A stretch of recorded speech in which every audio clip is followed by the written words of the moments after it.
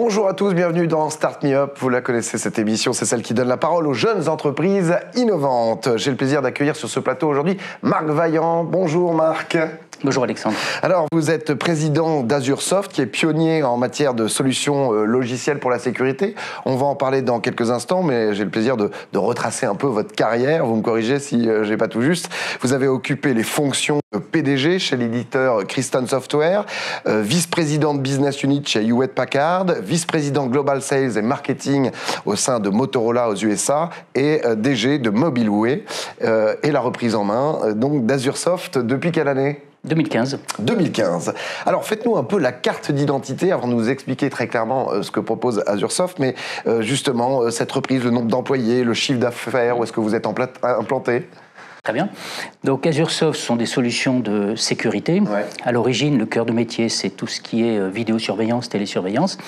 Et depuis, donc on fait 6 millions d'euros, on est 40 personnes.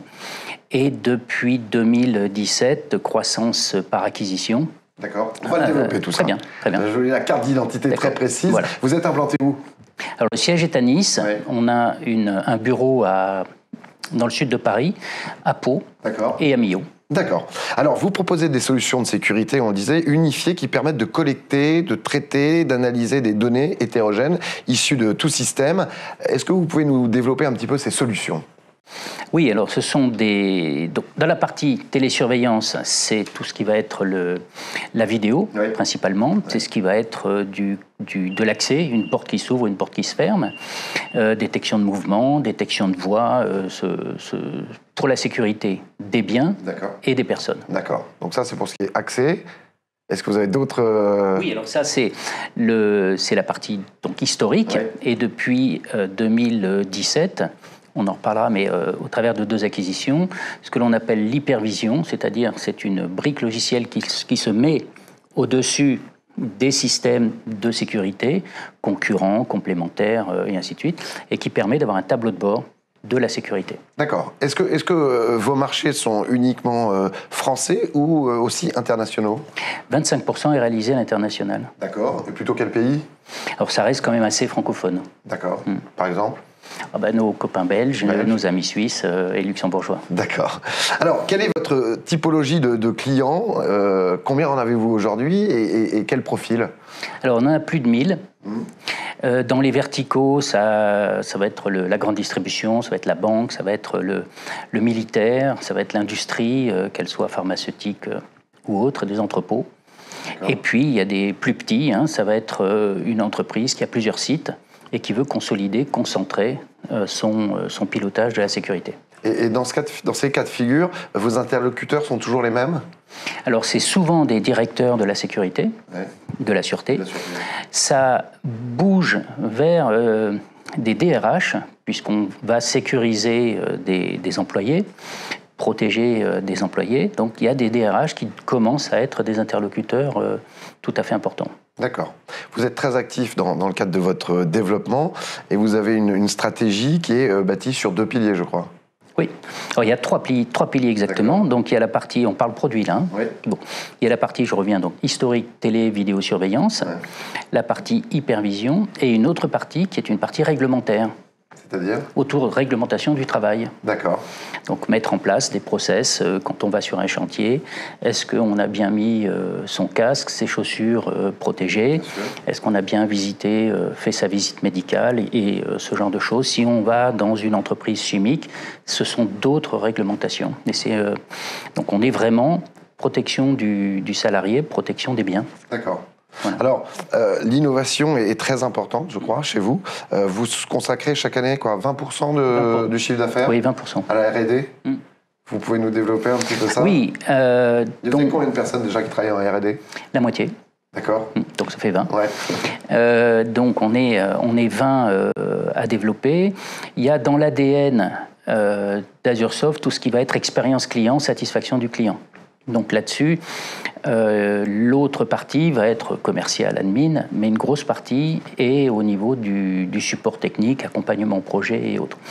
L'innovation, bon ça c'est le cœur de métier. J'ai un comité d'innovation technologique avec des personnes extérieures également.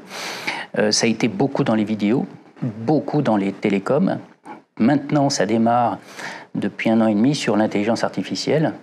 Je ne sais pas si on y reviendra. Oui, non, mais justement, je voulais en parler, ça tombe bien. On me tendait la perche. Parfait. Alors justement, il y a une association, je crois, avec l'INRIA, c'est ça? Tout à fait. Oui. Et vous pouvez nous expliquer un petit peu comment ça s'est... Donc l'INRIA, c'est vraiment en France, dans tout ce qui va être numérique, le centre de recherche. On est en recherche fondamentale, là. C'est vraiment du puissant et pas forcément que des ingés, d'ailleurs, français. Ouais. Ils arrivent à attirer... partout, donc les meilleurs. Et dans notre métier, on a énormément de data. Et nos clients reçoivent trop de data, en reçoivent de plus en plus. Et par rapport à cette croissance de la data, ne peuvent ou n'arrivent pas à avoir suffisamment de personnel pour raison de coût, pour raison de formation, pour raison de rétention de ces personnes. Recevoir des alertes en permanence, c'est pas un métier facile. Donc il faut qu'on les aide à avoir une analyse et leur présenter des datas qui ont plus de chances d'être véritables que des fausses. En gros, on est à 9 alertes sur 10 qui sont de fausses alertes. Donc vous voyez, l'intelligence artificielle, en traitant toute cette data, en apprenant, puisqu'on est en auto-apprentissage de la data et des algorithmes, vont présenter par hiérarchie des alertes qui seront a priori plus importantes que la grande masse. Est-ce qu'on peut parler de votre croissance depuis 2015 ? Oui, alors la croissance, c'est en moyenne 15% par an. Ouais. Voilà, c'est... Est-ce qu'il y a une prévision de vous associer pour accompagner cette justement croissance ? Est-ce qu'il y a des acquisitions que vous avez récemment réalisées ou peut-être vous pouvez nous annoncer en scoop ? Alors, il n'y a pas de scoop en termes d'acquisition, mais les 2 dernières années, il y a eu une acquisition par an. Ouais. Pour consolider dans le domaine de la sûreté un pôle logiciel français, donc deux acquisitions, 2017-2018. Il y en aura peut-être une dans les quelques mois qui viennent, donc je reste dans une croissance organique et une croissance externe. D'accord, et type d'investissement à venir dans un futur proche, on peut savoir exactement dans quel... Alors, ça va être quand on fait des investissements, ça veut dire qu'ils ont déjà démarré. L'IA est un grand vecteur et c'est lourd. C'est lourd, c'est sur plusieurs années. Hein. Comme je le disais tout à l'heure, on est en recherche fondamentale, donc c'est pas juste du développement logiciel.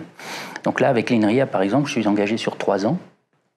Mais je pense que je renouvellerai et que ça continuera après. La vidéo reste un facteur clé de développement et de succès. Et derrière, l'ergonomie du poste de travail, parce que souvent, on pense rarement à l'utilisateur, celui qui est l'opérateur, qui est devant son...